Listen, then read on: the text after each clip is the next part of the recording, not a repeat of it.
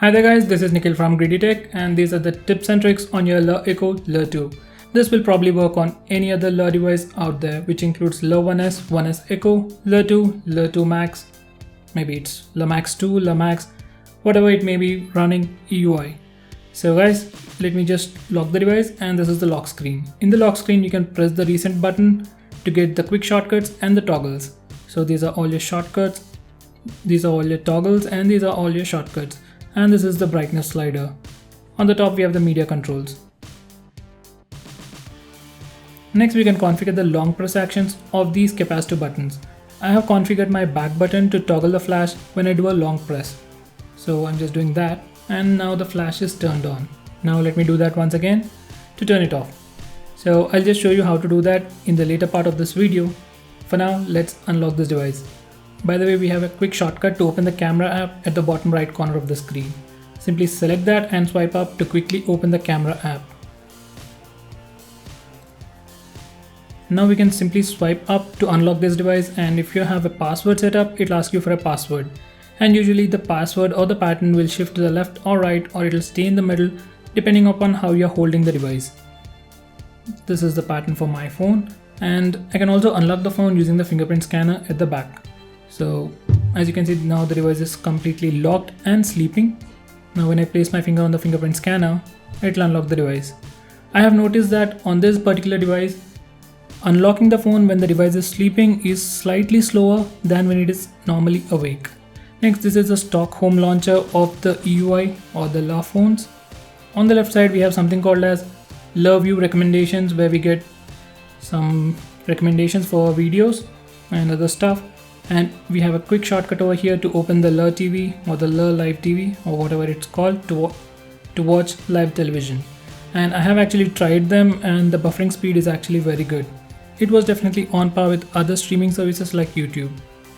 So anyway, this is the home screen, and if you want to quickly move the icons, simply press and hold on them and move them anywhere you want. And you can simply press and hold them and hover over other icons to create a folder. And you can press and hold them and go to the top of the screen to uninstall them. We can't uninstall stock applications, but we can disable them, which I'll show you in a minute. And as I've said to you, this is how the stock home launcher looks, and you can do some small stuff like you can disable or hide this recommendations page just by doing that. And next we can change the themes. These are just the themes that are currently available. For some reason it's taking up time. Okay, we are in the online section. So these are the themes that are currently available on the LE devices, and I guess the company also gave a statement that we don't have any specific themes. It just changes the app icons and the wallpapers, that's all. So moving on, next, if you press and hold, we get some additional options like we can add widgets or we can simply sort the icons. So I'm not going to dive into that. I would suggest you to use any third-party launcher like say TSF Shell or the Nova launcher. Let me just show you my setup, my primary launcher that is. It is called TSF Shell launcher.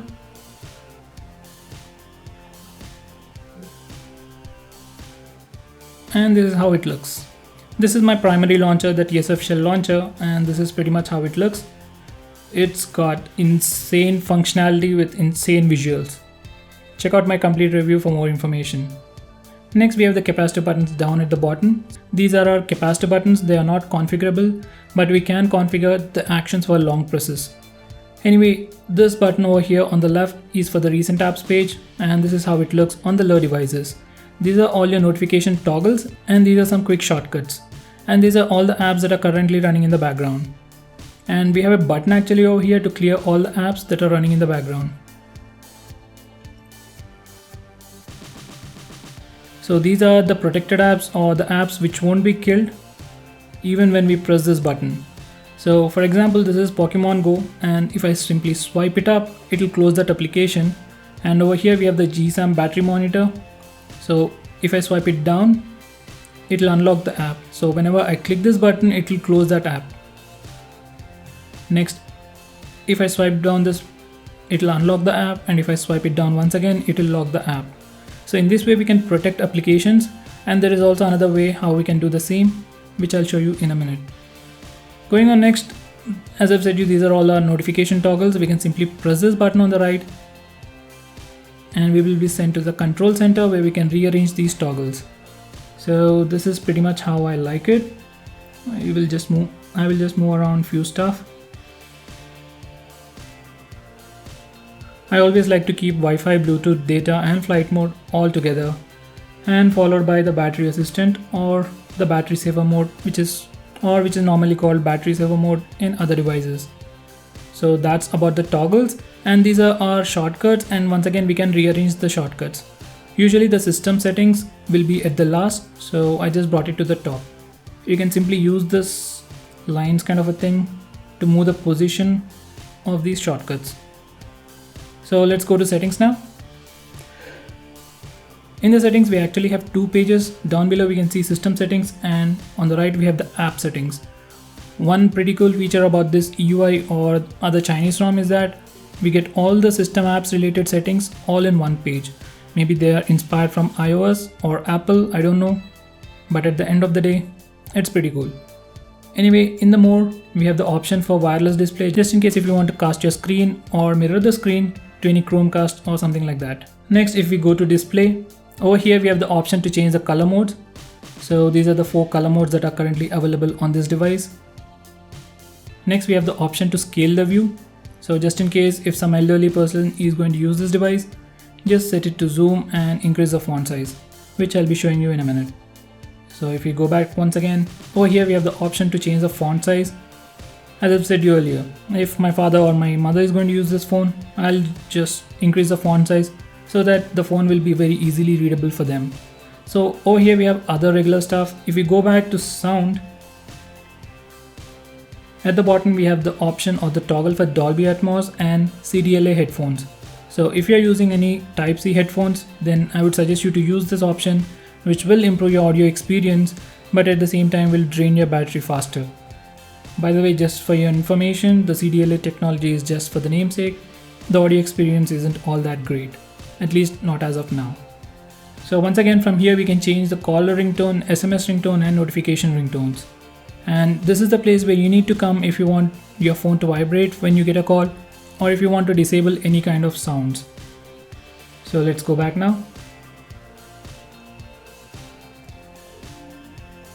If we go to fingerprint and password, this is where you can use your app lock, use a fingerprint scanner to unlock the device, use it to take pictures and so on. So if you want to capture pictures using the fingerprint scanner, you need to enable this toggle. So let me just give you a quick demonstration. This is the stock camera app, and by the way, this only works on the stock camera app. So now I'm placing my finger on the fingerprint scanner and it just took a picture. I guess you can see this animation over here. So let's go back. Let's go to fingerprint and password. Now if you want to unlock your phone using the fingerprint scanner, you need to have this toggle enabled. By the way, to change it, you need to enter the password.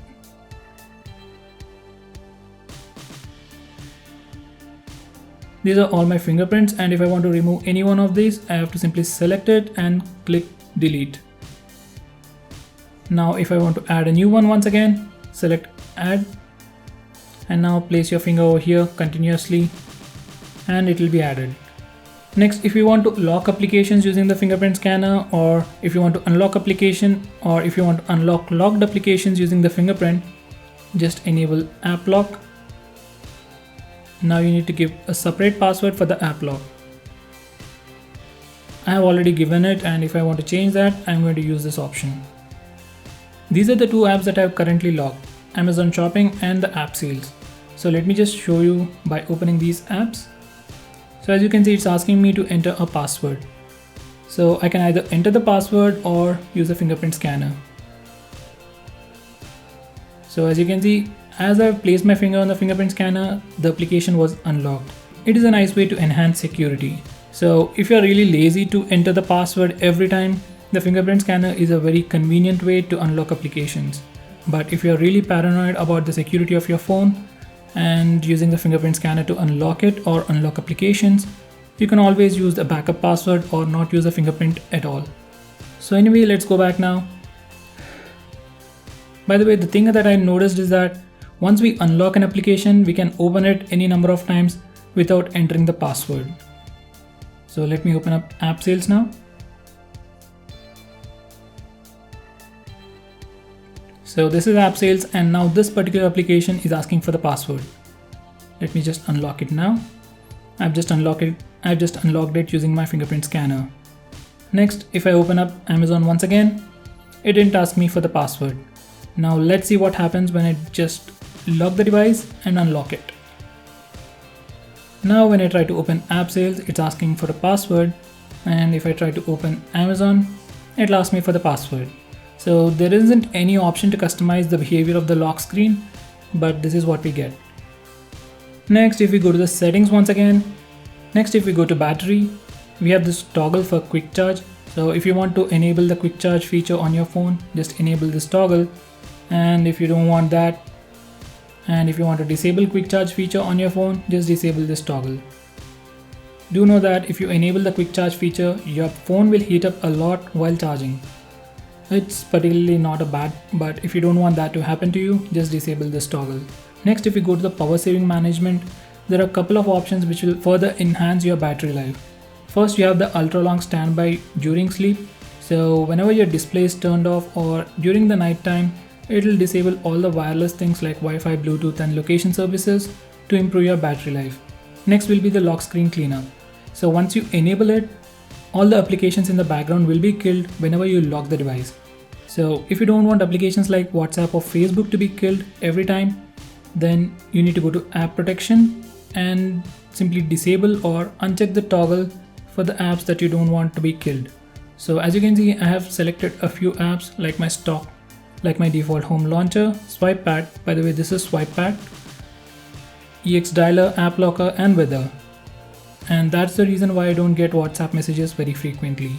So every time the apps get killed in the background, even WhatsApp is getting killed, and because of that I'm not getting any notifications. If you are facing the same problem, just disable this toggle. And as you can see, it's been added to this list, so it won't be killed.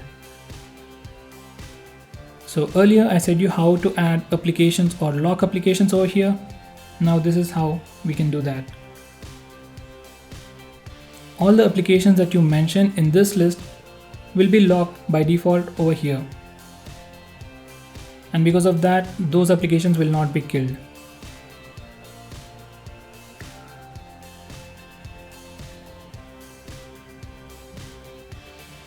By the way, if you want to display the battery percentage on the status bar, just enable this toggle. Next, if you want to enable developer options, go to About Phone. Scroll down and click on build number at least 7 times. And once you do that, developer options will be enabled. Next, if you want to configure the long press actions for this capacitor buttons, go to accessibility. And if you scroll down, over here we have these options. I just changed the settings for back button. For torch, we can also select something as screenshot. Now whenever I press and hold the back button, it will take a screenshot. So let me just change it back to torch, and it is that simple to configure it. Besides that, in the stock music player we have some new configurations or new settings like equalizer, which I never really use, but the stock music player on this device is particularly beautiful and more functional than other stock music players I have seen. At least it has a very good UI. Next, if we go to permissions, we have auto launch permissions, app permissions from Marshmallow and notification permissions. So these are the applications that are allowed to auto launch on this device. And these are the applications which are blocked from automatically starting in the background.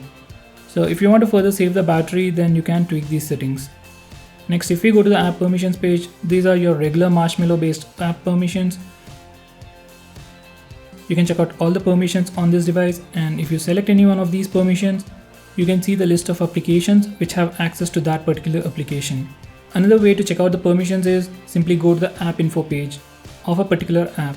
For example, if I go to Amazon's app info page, I can select permissions, and over here I can see the list of permissions it has access to. So I can give it permissions and even remove them all the way from here. Next, if we go to app management, we have a shortcut over here at the bottom for default apps. Just select that, and now from here we can select default applications for each task. So if I want to change my default launcher, I can select that and select TSF Shell Launcher, and from now on whenever I press the home button, it will take me to the TSF Shell Launcher. Similarly, if I want to change the SMS application or the default music player, I can do the same from here. So for music, I can select Power Amp. For SMS, I'm going to choose Chomp SMS and so on. So in this way, we can easily choose the default application for a particular task. So that's pretty much it for this video, guys. I hope you found this video to be helpful. If you do, hit that like button and subscribe to our channel. I'll catch up with you in my next video. Until then, have a nice day.